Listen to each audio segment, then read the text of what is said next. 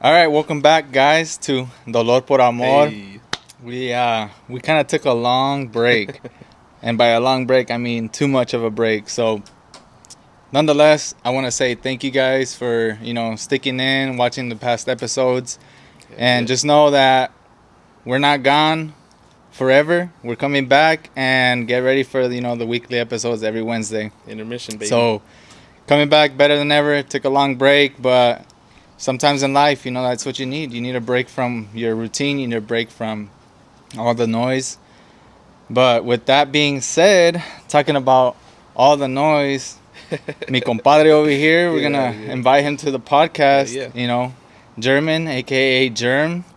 Yes, sir. So give him a round of applause, guys. Thank you. All right. Hey, so for the people out there, I know your name's German, a.k.a. Germán in Spanish, right? Because when you say it right. Yeah, when you say it right, it's right Germán, right? But everybody calls you German. Yeah. It's like Ricardo. Yeah. You don't say Ricardo. Yeah. Ricardo. Like the American Yeah. version. Rick. But your close friends call you Germ. Germ. Like Germ as in like the germs de las manos or and my siblings call me Germs. Germs? Mm-hmm. Why? Just to be a... Nah, just... it's funny. I think it was like 8th grade probably. Mm-hmm. One of my friends... I swear we were playing like Foursquare. Yeah. I'm probably aging myself. Some of these kids are gonna be like, "What the hell is they don't Foursquare?" know what Foursquare is. Is that like an app? Is that an app on? Yeah, you download it. Do you download that? Wait, let me look it up. We were playing Foursquare, and this girl was, I don't know, she gave everybody nicknames. Like, even if it didn't work, she would use it. She was like, "Hey, Germ," and I heard it for the first time. I told my brother, I was like, "This girl called me Germ." He's like, "That's kind of cool." Yeah. Like, that works. It's stuck. And I was like, "Shit." Now you're like, call me Germ. I'll take it, yeah. Well, and also, it's, toda mi vida, me llamo Germán. Yeah. Or my name's Germán. Yeah. What is it? All the people that don't speak Spanish? Americanos? Herman? Even today, one of the dads at my birthday party I went to from my son's friend at school. Mm-hmm. What is it? Armand? Yeah. You're like, no. So I'm like, dude, no. But when you go, like, let's say you're going to go to, like, Starbucks or whatever, just throwing that out there. You don't go to Starbucks. Well, I'm just saying. And no, anywhere that I go that has a name. Yeah, like, anywhere you go where it's like, what's the name under? And you say, do you say German? Do you say Herman? Or do you say, like, Germ? Or what do you use? I say Nico. You say I swear. And they still get it wrong. I swear. They still get it. They put a K. They do something crazy. I don't know. I mean... It is what it is, but no, Nico is easy. My son's name. Yeah, so you're just like, I'm gonna use that. Yeah, damn, you can't take your kid's name, bro. I know. It's identity theft. But he may be your son, but you can't take his social security. I'm trying to live my life through him. Nah, it's just so much easier. But like you said, Starbucks, and I think conspiracy theory time. Yeah. I think Starbucks plays a game where they say, let's see how bad we can mess up their name. Do they? I think so. Damn, I'm going to go in there and they'll be like, what's the name? And I'm going to say, like, I'm going to look up on Google, what's the hardest name to pronounce in English? And I'm like, that's my name. Yeah. And then see how bad they butcher it. My sister's name is Yesenia. Yeah. It's not a bad name. That's not a hard name. Not a hard name at all. Yeah. They would mess it up. Or they would put Erica and they'd write out, that's my other sister, ERYCA. Like, I've seen some crazy stuff. Yeah. They throw H's in there. Yeah. It's crazy. So, Nico. Nadia goes through the same thing, dude. Yeah? Like, she'll be like, oh, like, what's the name? And she'll say Nadia. And then they'll be like, order for Maria? And then me and her just look at each other like, bruh. And this is Maria. And Maria's the person saying the name. Oh, my God. Bruh, it's crazy. But, off subject. Yeah. Back on it. Germs. A.K.A. Germán. Mm-hmm.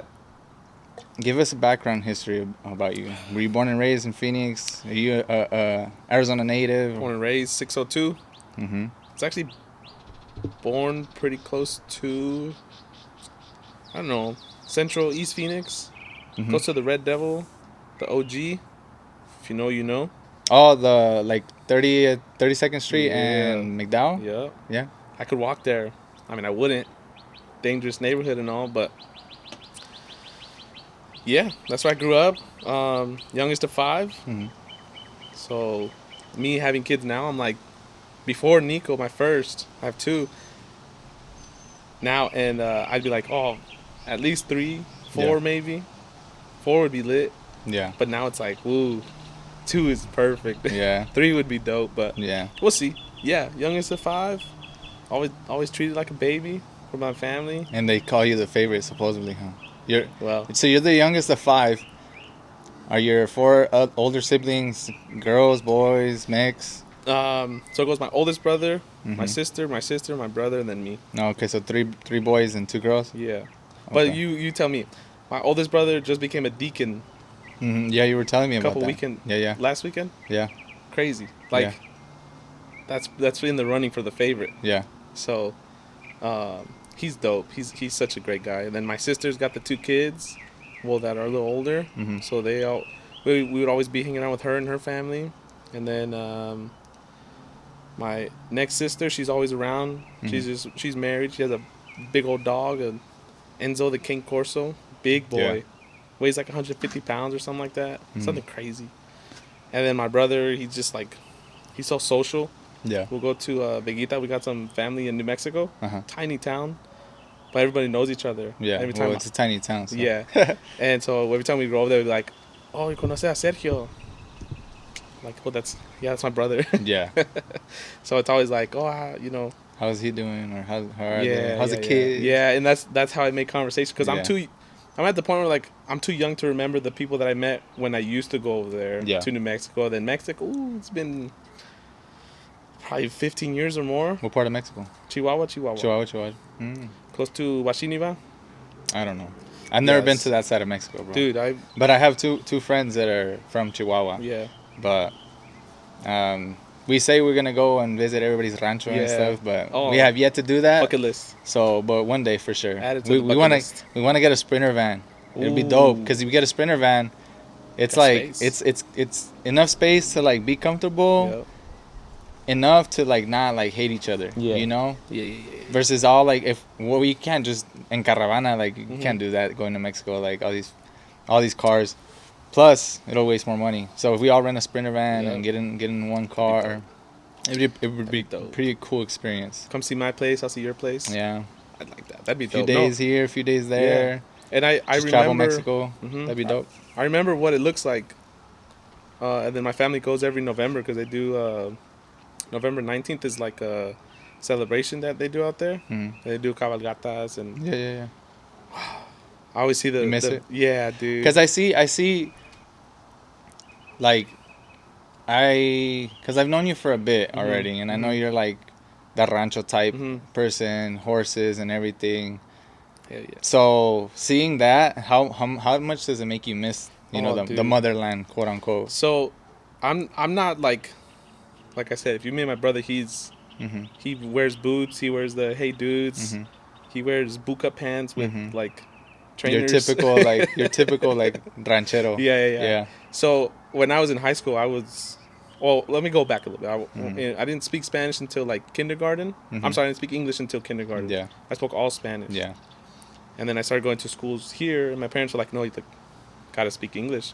Mm-hmm. And so I just got so good at it. And then everybody that I hang out with at school and all my teachers, it was German. Yeah. Oh yeah, that's acabó, German. Yeah. So German until probably 8th grade, till my And then graduation. that Foursquare game. Yeah, then That German. Foursquare game, the infamous Foursquare Yeah. game got you the Yeah. nickname, bro. Yep, I'm on that app still. But yeah, so then I got to 8th grade. And I think at my graduation, our principal was like, "Hey, you write down on the note card how you want me to say your guys' name, Mm-hmm. porque era una güerita." And she was like, some of these. I mean, she didn't say it, but some of our names were harder to say. Yeah. For example, mine. Mm-hmm. And I'd put out, like, in the dictionary it says like literally how to say it. Mm-hmm. So she told us to write it how we wanted to say it. Mm-hmm. And I told her like Herman. And then since then I was like, okay, I got to start trying a little bit more. Yeah. Then I went to St. Mary's and went through there and kept like kind of trying at it, but I mean, I had Spanish class, but not a lot of people spoke Spanish. I had one friend that was like, and you went to St. Mary's, right? Yeah. Was it a lot of Hispanic population, or? Yeah, but because I know a few people that went to St. Mary's too, but like I don't know, I never Like I didn't know anybody at St. Mary's. Right. Like No. now I know a few, but I didn't know them while they were going. So I don't know how the population was there. No, it was definitely a good mix. Definitely a lot of white people for sure. Mm-hmm. A lot of Hispanics. It was a good mix of Mm-hmm. everything, and we even had like foreign exchange students and stuff like that. But um, they, I don't know, it was weird in high school. Like even like speaking Spanish sometimes, it wasn't like obviously it wasn't looked down upon, but it was like people would look at you kind of weird, and I just thought about it too much, and like You felt kind of like self-conscious. I would feel because I also at that point my Spanish I only spoke Spanish to my parents. Mm-hmm. So it was what 6, 7, 8 years that I was only speaking English, Mm-hmm. and now I'm like trying to get it back, and Mm-hmm. listening to Spanish music, trying to get Mm-hmm. it on my own, and then um, slowly got back to it. Finally, like my senior year, I started hanging out with my brother a little bit more, and he lived in Mm-hmm. Mexico at the time. I'd go visit him for like I don't know a couple months or whatever, and that was dope. Like killing goats. Yeah. Sorry, PETA. Sorry, vegans. No, but like making food like that, like where our phones were. You guys want birria, queso birria tacos, or Yeah, y'all want to be vegan, but yeah, you but ain't you never want to had a eat them. quesadilla Yeah. tacos. But no, it was legit like rancho type life, Yeah. where I kind of started saying like, "Oh, this is dope. Mm-hmm. This is cool." You were adopting that lifestyle, Yeah. Because I knew I had it in me. My Mm-hmm. parents, there's even their English now. It's gotten a lot better. They speak great English, but Mm-hmm. we still speak to each other in Spanish all the time. Yeah, you can't lose your native language, bro. No, and so after that, I was like, "Oh yeah, like this is dope." Like we'd go to roping. We'd wake up early, feed the Mm-hmm. animals, go on the quads. Yeah. Fucking, it's noon or 1 or 2 in the afternoon, and then you check your phone and you're like, oh, someone texted me, or here's a Snapchat, and then I put my phone back, and then Mm-hmm. a few more hours of whatever, Yeah. and I just like that life. So that is a like big representation of how it is like when you go to Mexico. Because Yeah. we usually go to Mexico like I grew up like traveling to Mexico like at least once a year Yeah. if we had the money to Yeah. do so. And to me that was like quote unquote my summer vacation, and I loved it. Like Yeah. Oh. when I was a kid, I hated like the mosquitoes and stuff like that, because here you're so used to being indoors and you don't go outside. And we would go to Mexico and andas todo eaten up by mosquitoes, and you're like, why does Mexico have so many mosquitoes? But dude, there's mosquitoes here too. Like, Everywhere. You're It's bad. just not outside. Yeah. So like that whole lifestyle you're explaining, bro, it's I feel like we're blessed because we lived a time where like we have those experiences. We have those stories to tell where oh yeah, me and my cousin, like we were wrestling, we fought each other and like this and that, but then we went to go to the candy store and bought some dulces or whatever. Dude. Like you have those The stories, best. right? But I feel like kids nowadays are like, we're losing that generation to where like your parents have been in the United States, and then your grandparents were like the immigrants. So now like the great grandkids that are growing up nowadays, they don't go to the rancho, they don't go to Mexico, so they lose that connection. So I've been blessed to the point where I have those same experiences like you, and most of my family's in Mexico, so like we still go. Nadia loves to go. We go every year, so I can relate, bro. It's definitely like a cool vibe, a cool like time to like. It's dope to get away. Yeah, get away. And you said on one of your podcasts, like here in like you said, los del norte, like los primos del norte. Los norteños, yeah. Yeah, they're like, oh, they live a dope life, or they have. It is true, we have more opportunities, but we also live a fast life. Yeah.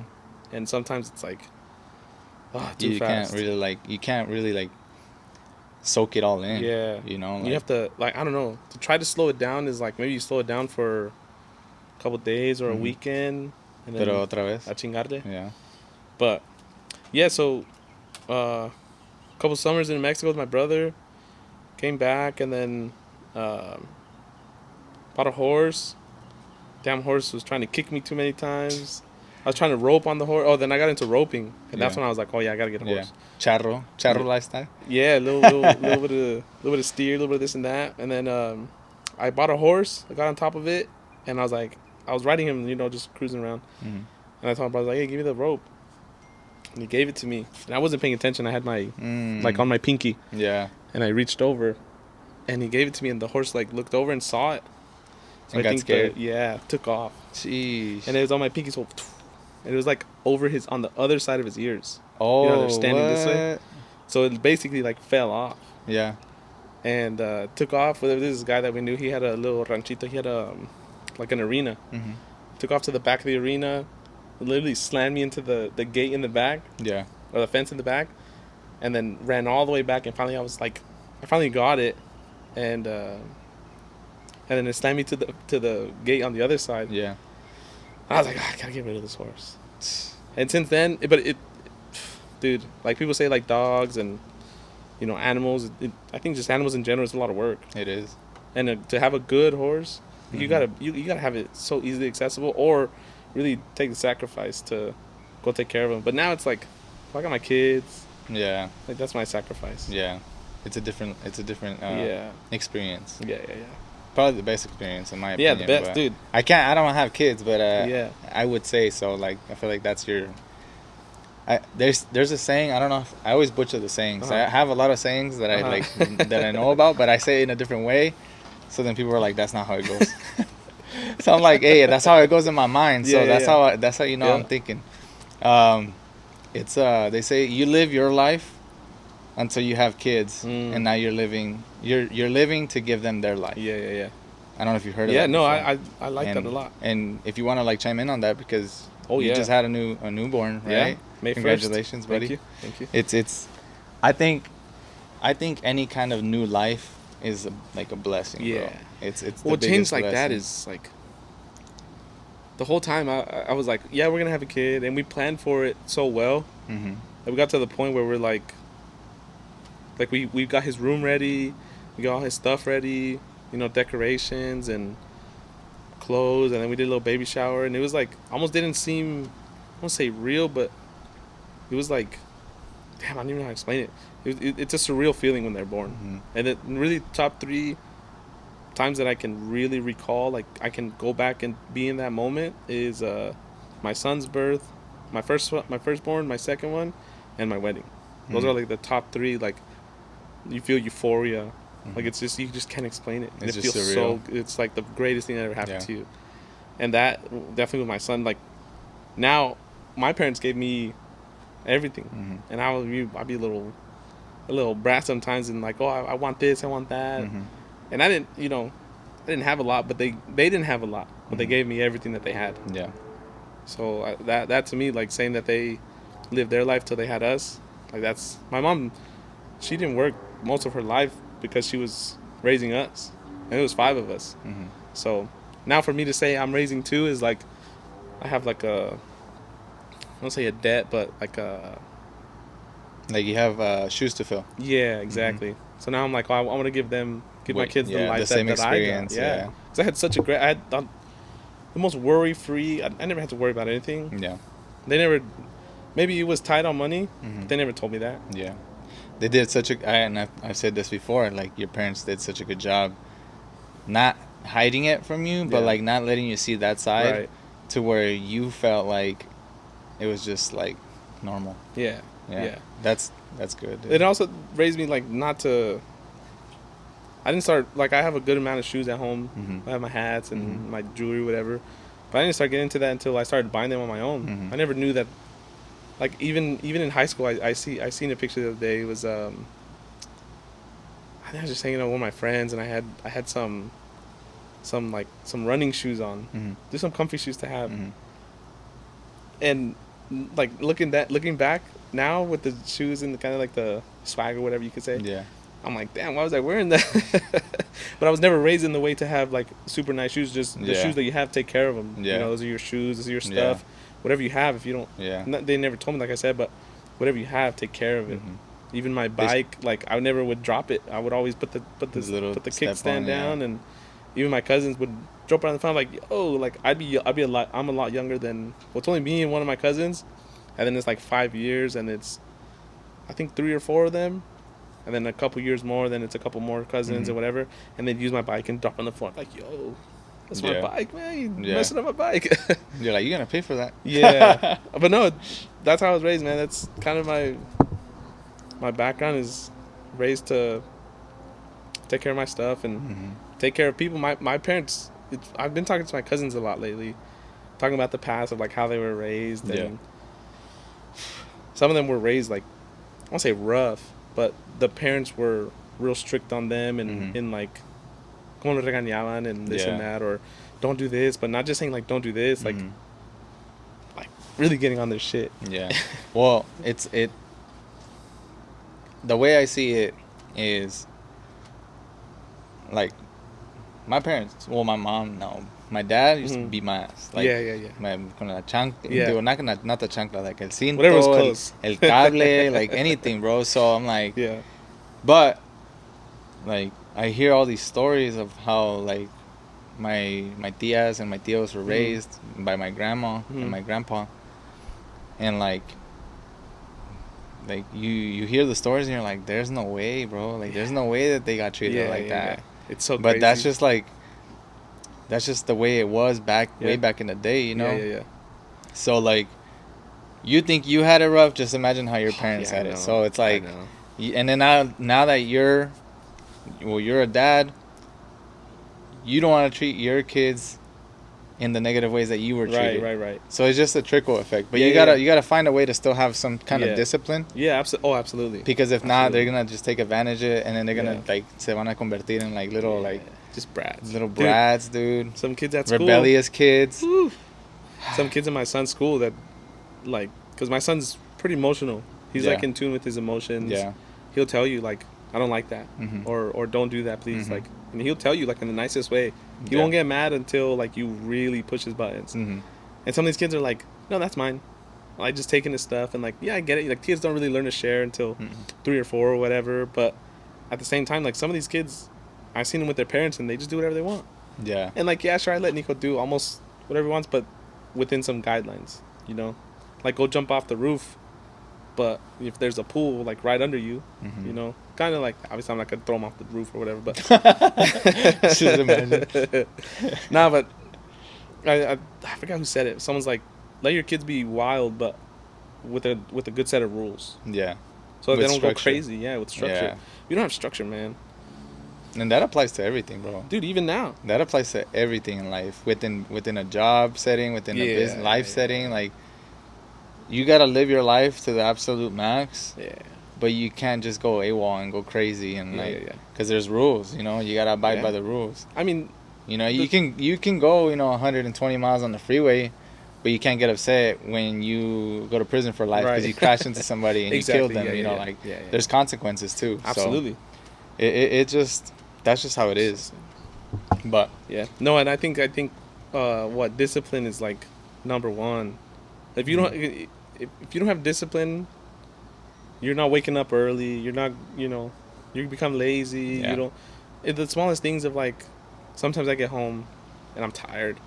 I throw my clothes on the floor. I'm like, oh, I just want to lay in bed and just chill out.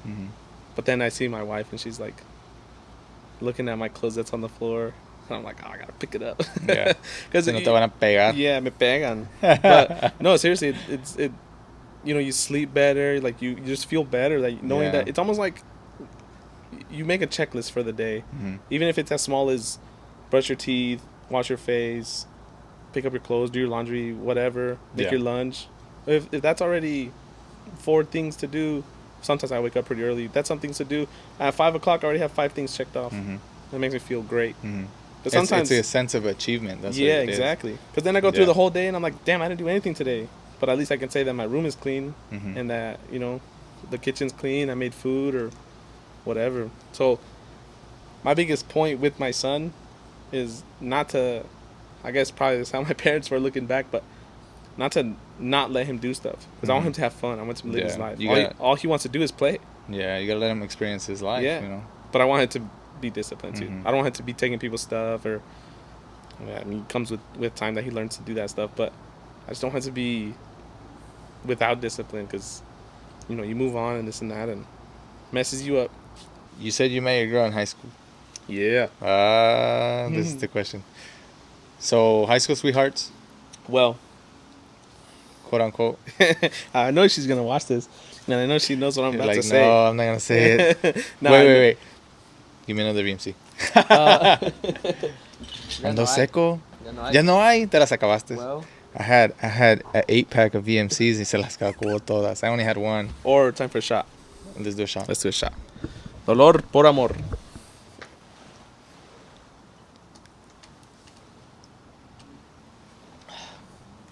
That's not bad. I like that. Yeah, she's gonna be watching this for sure. Mm-hmm. And or listening. Listening, yeah. Nah, watching it. She hopefully. won't watch it. She thinks I'm cute. I hope. I hope you guys are married. Yeah, that's right. When we were, maybe I was just too fast, but I never had like I said, I was raised strict. I didn't have a girlfriend in grade school. I didn't talk to girls. I didn't really go out to hang out with my friends. Like, they'd go to the movies. Maybe my parents were busy, or maybe there wasn't money, or whatever it was. Yeah. I never knew, but I just couldn't go. Mm-hmm. So there was always, I don't say an excuse, but there was always a reason for me not to go. Mm-hmm. So after a while, I was like, okay, like, that's fine, whatever. I just can't go. Or maybe they just wouldn't invite me. And I would still ask, and they'd be like, no, like, we have this, or we're going to do this. Excuse me. Going into high school, there's a little bit more freedom. Yeah. And then your hormones start going a little crazy. Mm-hmm. And then now there's girls like, whoa, she walks like she's got a little booty. Mm-hmm. And that's my wife. She would like, because we wore uniform, and they wore skirts. And I remember seeing her, and I was like, she has a nice little walk. Whoa. But she had one of those walks that was like, oh, okay, like, she knows that she's got a little bit, she walks like she's bad. It was our freshman. It was like the first week of school. And I already started to pursue her. Bruh. Yeah. The first chance I got, I went after it. And she's cute. I thought she was so cute, and she was dope. Like, we had pretty, not the same background, but similar. Mm-hmm. She was from the South Side. I was from the Veen, which is, say it's basically the same thing. Her family was kind of similar, had a lot of similarities. And I was just hitting on her the whole time. Mm-hmm. Like, the freshman retreat was like one full day. Then you go home. Damn, so not even high school started yet. You were like already trying to get at her. I was That's on crazy. If it's not me, it's gonna be nobody else. Nah. If it's not me, then it's no one. So I was pursuing her, and I was telling her, like, I like you, and then she gave some not great explanation, but she's like, oh, I don't know, like, it was just too soon for me, or too fast, or I just didn't. Maybe she didn't want to tell her parents or something like that, because she had pretty strict parents too, and it's so cringy, it's so bad. I kind of embarrassed to even say it, but we sat next to each other. We had an auditorium because they did a little presentation for us, and I had a Sharpie, and I put a heart on her hand or something like that, and I put it on her hand, and I was like, give me one, like, let's see whose is better. She put a smiley face on mine. She broke my heart. Friend zone, like, she picked me up and was like, you belong over here. That's crazy. And I was like, damn, like, that was funny. But at the time, I was like, I would try to play it cool, and I was like, you crazy, whatever, like, whatever. Stop playing. Yeah, stop playing. That's crazy. Until the next day, we got to school, and she was acting a little different. Not like buzz off kind of thing, but just like, hey, what's up? Kind of like almost try to shake me up. Yeah. And since then I was like, oh yeah, like, she's not messing with me, whatever. So I was like, cool, whatever. You're like, estoy feo? Yeah. ¿Qué es? Ayúdame, man. Hey. But I just didn't know. She just wasn't into it, and I was like, okay, well, whatever. So we became friends. I mean, we're still friends, and we had a lot of mutuals because we only had 500 kids in that school. So classes were small. 20 people. It was a tiny school. So we were always around each other. I was friends with her friends. She was friends with mine. Everybody was friends with each other. And then sophomore year was kind of quiet, and then but it was funny because like she'd be with somebody, and then I'd be with nobody, or I would just not be in a relationship, and then she would be single when I was talking to somebody, and they kind of always like just off balance. It didn't match. It never matched. Yeah. The timing was always off. Yeah. Always off. God wasn't in your favor, bro. No. And I was like, damn, like I never really thought about like is this just not meant to be, but I just kept trying. You know, like every chance that I would get, like at least be friends with her. Mm-hmm. And then like junior and senior year, we started hanging out. Like, well, we lived so close that she would take me home. Yeah. And oh yeah, you. I remember you were telling me. So she would take me home, or like she would be like, "Hey, can you drive my car?" And like I don't want to drive, or this and that. And we'd always be holding hands. Or I remember there's a video somewhere. It's out there. It was raining one day. She was like, I don't feel like I'm legitimately like not comfortable driving in the rain. I was like, me vale madre. Like, give me the keys and a couple burnouts, a couple donuts, and we'll be all right. A couple donuts. And so, la recamos a la casa, and she was in the backseat. One of her friends was in the front, and we were driving like this, and she was holding my hand. Aww. And at that point, I was like, maybe she does like me again. But high school, I always tell her, so high school. It was so high school. Bro, I see that every day. I'm just like, bro, did I do that? Bro? Yeah. I know, looking back. Cringy, like, bro. I wish I would have been a little bit more smooth, a little bit more cool. But it was just the times. Like, that's just how it is, bro. Yeah. So then, senior year, we got really close. Mm-hmm. And, but she was, like, talking to a guy that she had been talking to for a while. And they were, like, on and off or whatever. Mm-hmm. And then I was hanging out with a couple friends. Mm-hmm. I had a girlfriend, and then whatever, and then we both went to NAU. At NAU? Yeah. Yeah. I had a dorm, and she had a dorm, and I was like, "That's pretty cool." But I was in a relationship, and she was too. Ooh. So it was like, "That's cool," but if we were not in relationships, like, yeah. So I was like, "I'll be friends with her," but we didn't talk for a long time. After our senior night, I was hanging out with one of my friends that was always such a great friend. It was a girl. She was always a good friend. People were always like, "Are you guys dating? Like, are you guys together or whatever?" Yeah. And it's like, guys can have friends. Yeah. But it's so rare, when a guy and a girl hang out all the time to just be friends. But we legit would, like, go get Dutch or just chill, do homework or whatever. And I was hanging out with that friend that night. And then my wife would, well, at the time, she would, not even my wife, nothing, my friend at the time, she would come up to me and, like, we would talk a little bit and then this and that, whatever. And then there was a time that I was like, okay, yeah, I'll go to NAU, like, whatever kind of thing. Mm-hmm. And then she was like, I'm going to be there too. I was like, no way. There's no way. That's crazy. Because I didn't get into a relationship until the summer of senior year. So technically I was single, and she told me that. But once we got up there, she was with a guy, and I was like, like, whatever, it didn't work out. Like, at a certain point, I was like, timing is everything. Mm-hmm. And we've gotten to a point where, she's going to go her way and I'll go mine. And I was never really upset about it, Like, I just wanted her to, like, be happy, do good, whatever. Like, she was always such a smart girl. She was really good at school. And then we didn't talk all summer. Not a word. And then finally, on my birthday's the 27th of August, so, like, right at the beginning of the school year. And she was dorming with one of my good friends from high school. Yeah. So I went to my friend's dorm, and I was walking out, and I opened the door, and I see this girl coming, and I just held the door for her. She's like, it was her. That's crazy. Like, hey. They should make a movie. Yeah, they should make a movie about this. Netflix original coming soon. But it literally was like, I remember looking up, and I was like, hey, what's up? And she's like, happy birthday.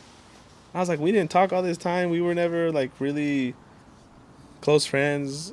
Like, we were close friends, but at a certain point when you stop talking to someone for a while, it's like, especially in high school, you stop talking to someone, it's like, okay, like, not thinking of the past, but just, we had our time, we were friends, and now, like, we're just at the same school. And she said that, and I was like, oh, thanks, like. You remembered. I was chill. I was chill about it, but then I walked around, I was like, how? Like, she remembered, like, that's crazy. But yet you posted on your Instagram, like, oh, it's my birthday. Yeah. Tagging her. That's how she knew. I sent it to her roommate. God. I had this satchel and everything That's saying crazy. it's my birthday. No, but yeah, she told me that, and then yeah, it never worked out. She was with the guy, and I think she like halfway through the year she came back over here because she was trying to go to ASU because she wasn't having a great time up there. Mm-hmm. Meanwhile, I was partying my ass off. Mm-hmm. Wednesday through Sunday, it was like just parties everywhere, and then we both came back, and she was like, we would just be on and off for a while. Yeah. At this point, you guys were both single. Or? Yeah. And she would like kind of, because there's like times where I would go to her Twitter because I was a little toxico, little snake looking. Investigation. Yeah, hell yeah. It's crazy. But I would just click on her profile because we had like DMs from a while ago. So I didn't like message too many people like my friends. Like I'd send a meme or whatever. Mm-hmm. So like maybe 4 people on my list, and then like 3 or 4 more down was her. Mm-hmm. So I click on it, and then I check to see her header, like to see if there was a guy in there or not. Yeah. And sometimes or for a while there was. Yeah. And one time like I the saw bio or you can put like a header, like your profile picture on Twitter. I don't know about Twitter. So on Twitter it's like a profile picture, and then you put like another, like so a kind of like a picture, bio, right? Basically, yeah. But it's a picture, and so one day it wasn't there. Ooh, so you're like, doors are open. Dijo la mosca. But yeah, so I don't know. It kind of got to a point where like we would talk and then we'd stop and talk and stop and whatever. And one day, I knew, I was like, hey, like it's gotta happen. Mm-hmm. Like, and I told her, I was like, hey, I know you're single, and if you want this to work out, then like it's now or never. You told her, or Yeah. she told you? No, I told her. I was like, it's now or never. I was Hasta like, que te animaste? yeah, for real. I could have said this a long time She's ago. like, bro, I've been waiting for you to say this since junior year at St. Mary's. Dead ass. She was telling me that. But I was always like, I don't know. There was times where I was like, oh, I didn't feel like she was ready. But then at times she didn't think that I was ready. If there's one thing I've learned, you're never ready. You're never ready. Never ready. And there's another thing I've learned. You miss 100% of the shots you don't shoot. Absolutely. So shoot your shot. It was one of those things that's like, not even like, am I gonna make it? It's more of like, when am I gonna make that shot? You know. Mm-hmm. So we go to fast forward to like 2019, 2020, and she went to Rocky Point. And I was like, hey, when you come back, like I want you to let me know, like, is this gonna happen or not? Mm-hmm. And I was like, I think I texted her the next day. I was like, so what's up? So then it was games for 5, 6 years. Mm-hmm. And then until I told her that, I was like, hey, like if this is gonna happen, it's gonna happen now. Mm-hmm. And yeah, since then honestly, it was a perfect time. Like COVID was ass. Mm-hmm. COVID sucked. Mm-hmm. Couldn't go out, couldn't do anything. Even golf was like, it was weird. Mm-hmm. You had to wear a mask everywhere, which is, whatever, but just nothing was comfortable. Yeah. Like even going out was like, at a certain point I almost felt like I wouldn't tell my parents or my family like I was going out somewhere because I felt so ashamed because they were being so safe. Yeah. Because maybe some of my family members were high risk or whatever. Yeah. And so I'd be like, I'm fucking 20, 19. Like, yeah, you gotta I was 20. I want to get out there. Yeah. And I didn't have that experience. So it sucked. But at the same time, I met her. Mm-hmm. We watched some Marvel series from beginning to end. There's like 15 movies. Yeah. And then I got good at making palomas, and we'd hang out. Like, I swear it was like February. And the way that it started in February, I was at work. I was working at AJ's. AJ's? Yeah. The grocery store? Yeah. Yeah, right here. Yep. Dude, I've been there. Beast. I love that store. Yeah. I love that store. Bro, not to cut you off on your story. No, go ahead. When me and Nadia were in high school, and I would always ditch 8th hour. Kids, don't watch this. I'm over here being a bad influence. She would know. She was like, you're leaving. She's like, where are you going to go? I'm like, I'm going to go get something to eat, and then I'm going to come back. She's like, all right, give me a pizza and a lemonade from AJ's. So she would always have her order, bro. And, yeah. Till this day, I don't remember the last time I went to AJ's. Dude, it was always shit. for her. Like I mean, I'm not an AJ's person. I'm more of a fries mercado person. But. Yeah, hell yeah, hell yeah. Especially the ones where you can get a haircut inside the fries. No, where's that? You don't know the 43rd Avenue in Thomas? No, McDowell. 43rd Avenue. I didn't know you could get a haircut in there. There's some fries mercados that have stores within the store. What? Yeah, that's great. I didn't know that. There's a Food City. Nadia's like main jewelry place, Yvette's Jewelry. Yeah. It's inside of Food City. Food City. And it's popping, bro. Like, we go in there because, like, she'll get jewelry or, like, she'll need a clean or whatever. And we'll go into the Food City. And, like, it'll be, like, kind of packed in the Food City. But, like, you go to the like, part where the Yvette's Jewelry is. Bro, there's a line. I'm just like, damn, good for them, you know? Yeah. Oh, in February. You were working at AJ's. I was working at AJ's. And I 2020, 2019? 2020, beginning of COVID. Like, that's crazy. Masked up in COVID and everything. In the stores, it was Armageddon, bro. It was crazy. People were buying all the cleaning supplies, and I just see them that's like the worst place. That's like the worst time to work inside like a store. Yeah, it was the worst. It was so bad. And people would come in early. Like, they'd be waiting at the door when we opened. To get supplies and stuff. Yeah, to get supplies. That's crazy. And which it was like kind of a sad reality. Like, I don't know. We were not ready for that, for sure. And a lot of people, I think, still are affected by it. But whatever.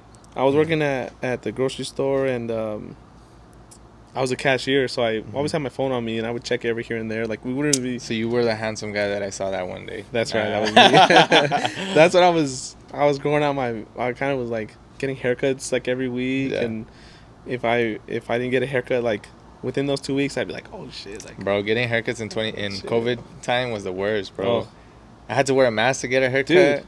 But then they would take they would take the thing to like get the side. I'm just like, bro, what's the point of having a mask if you're gonna be touching my face anyways? Like, we're this close. Yeah, you're using the same clippers used on the last guy. Yeah, it was dumb. Nobody was ready for that. So you guys spent COVID together, pretty much. But the way that it started, I was working at the grocery store, and I was at the cash register. I had my phone on me, and my phone is vibrating. And the last time that we had talked, I told her, I was like, hey, like, it's probably best that, kind of probably go our separate ways. Sheesh. But just know, like, if you have something going on, I got you. Like, your car runs out of gas, you got a flat tire, or someone can't make it. Or if it's raining and you don't want to drive. That's right. Perfect excuse. Hit me up. Hey. I will pull up en caliente. Hey. Y le dije, en hot. En hot. I'll pull up in hot. And I told her, I was like, just let me know, like, for real, if something goes down or you're just not feeling good, you're having a bad day. Because there was times that, like, some of her friends that she didn't want to talk to, or she always felt, and I always felt the same way with her, but we were so safe with each other. So safe. We could say whatever, be ourselves, but the timing was just off. Yeah. So then I'm working and my phone's vibrating, and I'm like scanning this guy, whatever, and I don't remember who it is. He would always ask for double paper bags. I was like, this guy. So I was rushing this guy through, and I was like, okay, you're peace out. Hole in the bottom of the bag. I hope it falls. He was a fucker. But the phone was vibrating, and I was like, I'm looking. I was like, this guy was bagging for me, and he was a homie. His name was David. He was cool. He was a Mexican guy. Like, he was a little, not older. Maybe he was like in his early 30s. He was older than me, but in his early 30s, and we were cool. Like, he would tell me about his girlfriends or his life or whatever, and we'd talk. And I told him about Lex, and I looked at my phone, and it had her name, her full name, and he goes, is that your ex? He goes, bro, go answer it now, like, hurry up. She was calling you? Yeah, she was calling me. Oh shit. And I was like, what the hell? Like, why is she calling me?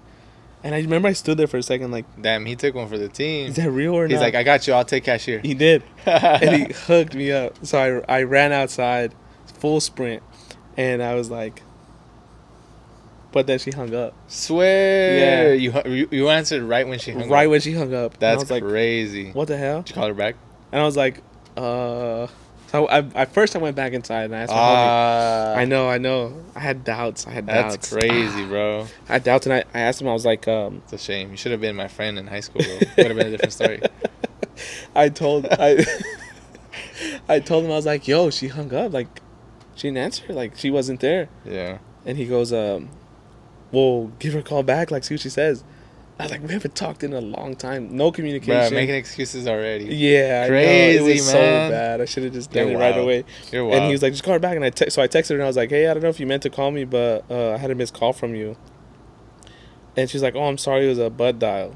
Nah. Según ella. Nah. Never a butt dial, bro. For Don't the work longest, like that. bro, for the if longest time. maybe if the phones had the buttons still, bud you dial know, is redial, not real. redial was a thing. Yeah. There ain't no such thing as Bud butt dial dial, is bro. not real. Freaking So liars. she kept it going for the longest time. And she legit was like, I'm sorry, like I didn't mean to call you. It was an accident. Yeah. I was like, oh, like yeah, like, but you're doing good, whatever.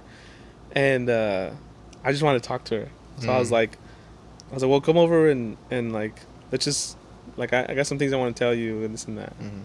And she's like, okay, I'll be there. Like I see. So I was like, okay, maybe this is the time. And yeah, from there we spent all of COVID together.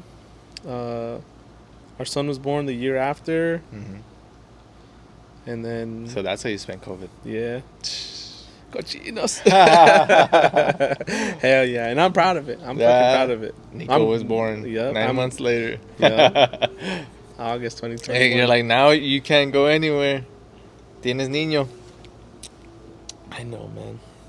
But it was funny because she kept it going for the longest time. And I always thought, like, why didn't you just tell me? Like, you just wanted to talk.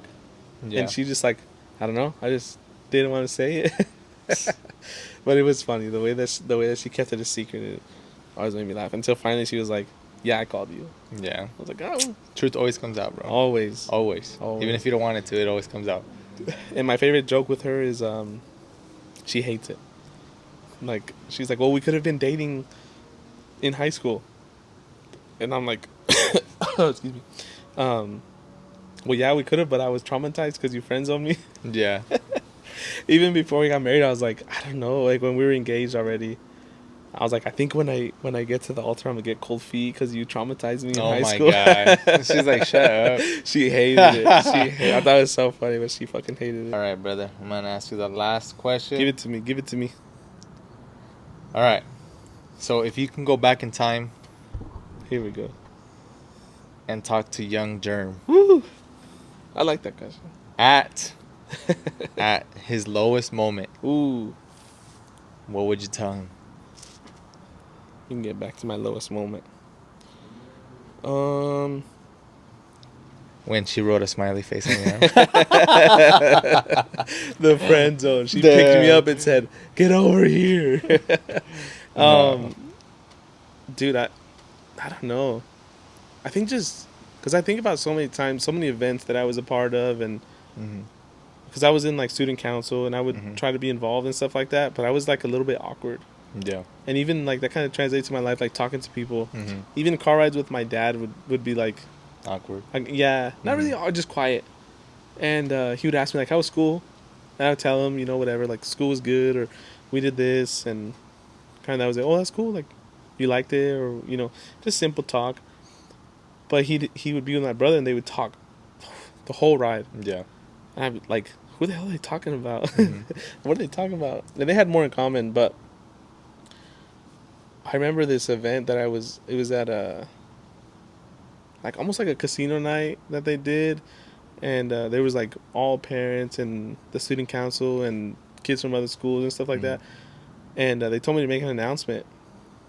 I was like, I'm gonna go up there. I'm just gonna be confident. I'm just gonna say what I have to say. I'm not gonna go off the script. I'm just gonna tell them like, whatever, like thanks for coming, and then kind of say something from the heart. Yeah. And I got up there and I was like, there's a lot of people up here. There's a lot of people here. And I was like, I was never, I was a confident guy, but when it came down to it, I really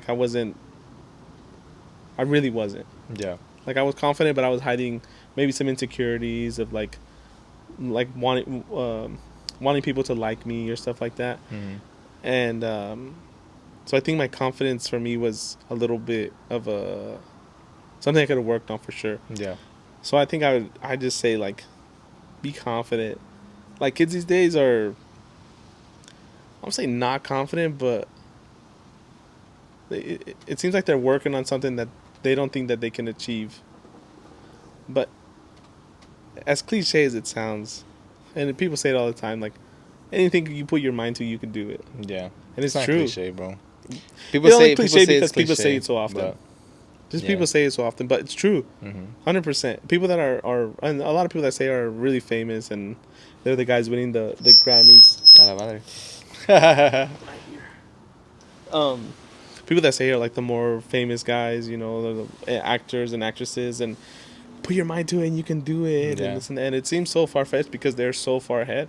Yeah, but you never see what they've been through. Exactly. You don't know just that see the final image. You don't know that they would wake up 6-7 a.m. even, make their coffee, make their bed, put their clothes together, you know, get the little wins out of the way, and then do their stuff. And you know, you put your head down, you focus on something, you'd be good. If I play basketball every day for a month, not very good at basketball, but if I played every day for a month, I might get good at it. Yeah. So I think just having confidence and knowing that I can do it. Nothing. I'll say nothing, but it's not really impossible. Nothing's impossible. There's no real such thing as impossible. You're only limited to the boundaries you set yourself. If you keep I couldn't have said it better myself. If you keep a small bubble, you're gonna stay in that small bubble. Yeah. But as soon as you pop the bubble, you experience a whole new world, and it's up to you to explore it. You know.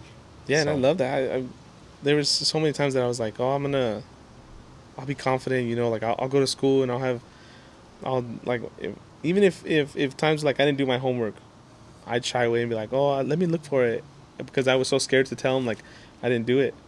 But then I got to the point where I was like, yeah, I didn't do my homework.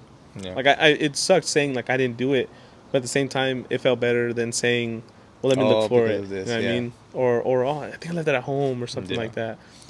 And so once I reached that kind of that level of confidence, I guess you could say, it felt so much better. Like just be who you are. And I was talking to my cousin today, and he was saying how he took a break from drinking for like a year, just random. Was like, hey, I'm not gonna drink for a while. And at first he was like, everybody was offering me. Yeah. Everybody was saying, just take one. Like, what's just one? You know. It takes discipline. Yeah. And he was like, no, I'm good. Like, I'm not drinking right now. Or he would make up an excuse of like, oh no, it's because he would just make up some excuse. But then after a while, he was like, no, I'm not drinking. Like, I don't want one. Yeah. Confident and say like, con huevos. Like, you gotta respect my choice. I'm good. And saying that, even like, it's just a small example, but saying something like that and saying like, this is where I put my foot down. This is my choice. This is where I stand. You know, like this is I just don't want to. Yeah. Or I do want to. You know, the other way. So it's I would love for kids to have confidence. It's hard because kids might be like embarrassed or shamed by their friends, or which I get. There's a form of like friends or kids being kids, and you know, like. But it turns into peer pressure. Yeah. You know? Yeah. But being okay with saying no. Sometimes saying no is kind of cool. Like, I was telling my cousin, like, at a certain point, everyone was like, oh, I know that guy because he's a guy that that doesn't drink. And at a certain point, he was saying, like, no, I don't drink. And everyone's like, what the hell? Like, we'd go to ropings. Who doesn't drink at a roping? And everybody would have their little coolers and this and that, and here's a beer, you know, I got this little flask, or take a shot or whatever. Which, not saying that, you know, drinking is bad or whatever, but when you take your stand and you're confident in it and you say no with whatever it is, or you say yes, well, this is what I want to do. Or like we're teaching our son right now, he comes in with like a red shirt and then blue shorts and some like yellow shoes or something. Like, bro, that does not have any swag in it. But you're like, hey, do what you want to do. But be confident. He has the confidence to tell us this is what I want to wear. Yeah. He had a little performance at school, and it was they asked him like, what animal do you want to be? He's like, I want to be a lion. And so we got him a little lion costume, and then we put like a brown shirt, brown pants on him. And this morning, I was getting him dressed before I went to work. And I was like, let's get you dressed, you know, like I got to get out of here soon. So, you know, get you breakfast and dress and whatever. And he's like, I don't want to wear that. I was like, I fucking love that. I love that. Yeah. I want him to has a confidence. Yeah, I want him to say like, no, I don't want to wear that. Yeah. Excuse me. He walked away, and I was like, "Where are you going?" He just kept walking, and I do want him to listen to me, whatever. But he came back with a set of clothes. He came back with a pair of socks, a pair of shoes, pants, and a shirt. And like, this is what I want to wear. And I was like, I will give you the world, but today, you know, like, you said you wanted to do this performance. You wanted to be the lion. This is your outfit. You got to wear this today. But the confidence for him to say, like, nah, I don't want to wear that. It's so beautiful. And I hope that he continues that. So going back to that question is, if you can go back in time and tell a little Germ a piece of advice at your lowest moment, which would be to be confident. Now you see that's happening with your kid, Nico. And in some cases, that's a little Germ, you know? Yeah. So the way I see it is, you're not going back in time and you're telling yourself to be confident. Yeah. You're building that in your kid, and you're telling your kid, hey, you got to be confident. Yeah. You know, say what you want to say. Be who you are. Don't be scared of what people are going to say about you. And that's what's going on. I get emotional with my kids. Like, I love my kids. They are the best thing that's ever happened to me. Like, my son is the greatest thing that ever happened to me. Yeah. And for him to, it's so funny because the way he said it was like, no, like, I don't want to. Yeah. And like, I obviously I want him to listen to me, and if I tell him, you know, like, don't wear that or don't wear this, like, I want him to be like, okay, yeah, or go pick up the dishes. Yeah. Okay, I'll en caliente I voy. But for him to be like, for him to just a simple thing like, no, I don't want to wear that. Have that confidence, and I want him to carry that his whole life. Because, dude, it starts with my name. Yeah. Like, I didn't have the confidence to say, me llamo Germán. My name's Germán. Like, say it right. Call me my name. Yeah. Right. And I didn't have that. For the longest time, everyone was mispronouncing it. So I'd be like, oh, it's German. Or, you know, for the longest time. And it's not my lowest point, but just something that, such a small thing from a young age that taught me, like, I don't want to say, it's almost like people pleasing.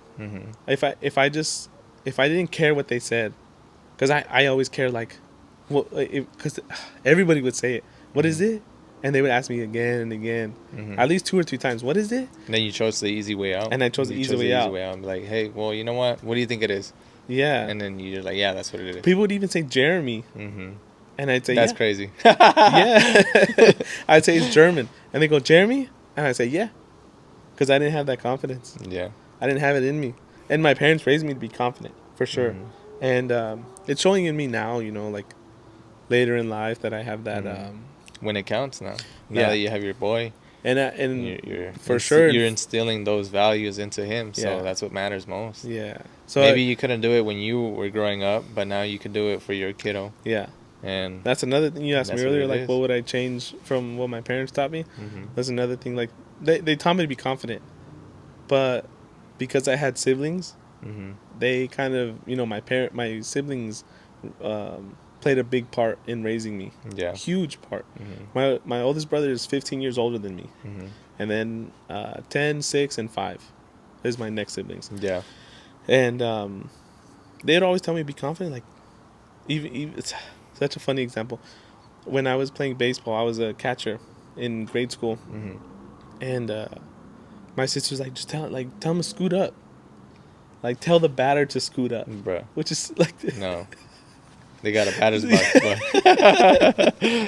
But it's kind of like a confidence thing. Like, if you feel like you're too close, tell him to get closer. Kind of, it's a dumb example, but to have the balls to say that, you know, like, to be able to say, like, hey, I'm not comfortable right here, you know, do this or do whatever. Yeah, make an adjustment. Yeah. So I just want to instill that in my son for sure, because I can't go back. I can't. Yeah. I can't tell little Germ do this or do that. But I have my son. But like I said, that question I threw in at the end because, yes, you can't go back, but you do have a kid now. Yeah, 100%. So that's a way of you twisting your mindset into being like, what did I do wrong? Or not what did I do wrong, but what was something that I wish I could have changed at that moment that I could change now, and you can do that with your kid. Yeah. You know, so it's a good value to have, and you're seeing that flourish already. Yeah. So it's not like you didn't think about it; it's that you knew what you wanted to change already. So it's being changed. Yeah, and I love that. I love the way that my parents raised me. I wouldn't. I mean, anybody can improve in everything. Yeah, nobody's perfect. The best of anything can be better than the best. You know, there's always someone better than the next. There's always this and that. But I love the way that my parents raised me. I love it. And now that I can remember what they said to me, or how they raised me, or this and that, now I know, like, okay, I can start nitpicking. I can start saying, like, no, I don't want him to say this. I don't want him to do that. Yeah. Now I can say, you know, like, it's okay if they mispronounce your name, tell them that's not your name, you know? And I see it in him, and it just makes me so happy. It's the best thing. I'm telling you, 3 things. We were up on, when we got married, we were up at the altar, and looking back, like, everybody said, because I go 100%. It's someone's birthday, to get them a gift, make them feel special. It's their day, whatever it is, you know, whatever their day may be. I celebrate people hard, you know. I go 100%.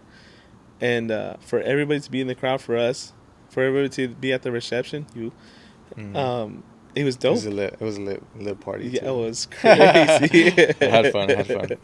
But it felt good, you know, like, all the work that I put into my friends, all the time that I was like, I care about you guys, you know. I everybody that we had there, it wasn't without thought. Yeah. Everyone invited for a reason. Yeah. And I know that we knew some people were friends, but they were just like every here and there kind of friends, or not really ride for you, or this and that. And so when we made our guest list, I was like, fuck, but I want to invite this guy, but he's not really that close to me. Yeah. And then she was like, yeah, but me too. You know, I have these people or whatever. And you got to make those choices. You know? And then my wife put that into me too. Like, well, we're just not gonna invite them. Like, it's just gonna be like that. Like, we're just not gonna invite them. And a little bit more confidence right there. And I always thought, like, the people that, because I had I could have put 1 million people in my party to be the grooms, the groomsmen or whatever. And I always thought, like, the people that aren't in it would still say, I'm happy for you. Yeah. And I have a lot of people like that. Yeah. Having those people around you that not know their place, but, like, they know to be on your side and cheer you on, even though that they aren't that, you know, main bachelor, or the main ¿cómo se dice? Best man, or the groomsman. Right. Like, you having that kind of circle around you is what makes you that much better. And having them understand where you're coming from, that's all that takes, bro. That's all that matters. I had a friend, I felt so bad. I didn't invite him to the wedding because it was a crazy time. Dude, the last couple months before the wedding is crazy because everything just goes by so fast. Yeah. But I also had a kid.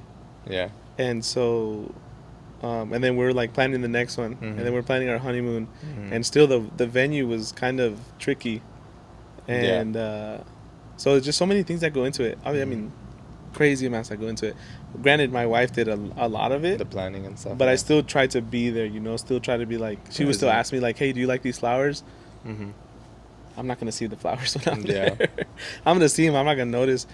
And so I didn't invite him, and I felt so good. I talked to him one day, and I was like, dude, I'm so sorry. I feel so bad, I didn't invite you. And he was like, dude, it looked like you had a great time. I gave him a hug. I was like, dude, thanks. Like, I know, like, I put you in a certain spot in my life, and it's not at the bottom for sure.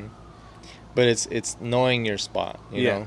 It's You gotta. It's called being mature and being a grown person. Like, absolutely. You gotta know your spot, and if you didn't get invited somewhere, if you're not a part of someone's life in a certain time, it's because of a reason, and you have to understand why it is the way it is.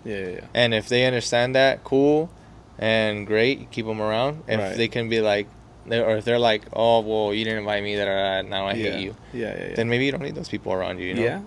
Those are good. I've learn to love those lessons, the lessons of the harder lessons, because I don't know if there's really anybody that can say like, oh, I fucking hate that guy, and I kind of pride myself on that because I'm not everybody's best friend, and not everybody likes me. You know, people like apples and people like oranges. Maybe people just don't like me. Some people hate apples. Exactly. And so that's how it is, bro. Yeah. You know. So I feel good when people are like, they kind of show their true colors, and then it's better for you. You know, it helps you out because you have a bad person in your life that's just around, but not too close, but still around. It kind of brings you down sometimes, and sometimes may take you way up. Sometimes you have a great time, but it takes a stronger. It takes a strong person to understand or to realize that certain people aren't meant to be in your life, and the longer you hold on to them, the more it's gonna ruin your life. Yeah. So, the faster you can cut them off, the better it is gonna be for you and your family. Yeah. So. Yeah, some people don't fit. Some people don't fit, which is fine. Like we're all grown ups. I mean, at this point, most people in my life are all grown ups, and they all act like it. And I like that. You know, I got friends like you. You know, doing your thing, teacher, got your own house, doing it, man. And I love that. I like surrounding myself with people because, what's that saying? You're a product of your environment. Yeah. I like hanging out with the people from school because they're driving like nice ass cars. I don't have the nicest car, but at the same time, like I know that I want to get there. I want to have the car that I want to have. It goes back to that saying, you are who you hang out with. Yeah. Or you are who the people around you. Exactly. So, but all right, bro. Well, Dolor por Amor podcast. You know, we're back, getting better than ever. Tune in. We're gonna continue the episodes. Yes, sir. We took a long break, but we're gonna come back. We're gonna come back better than ever, and tune in. See you on the next one. Share. Dolor por Amor. Instagram, Dolor por Amor. TikTok, Dolor por Amor. YouTube, Dolor por Amor. Make sure you follow us. We're on Spotify, Apple, everything, and we'll see you on the next one. Yes, sir.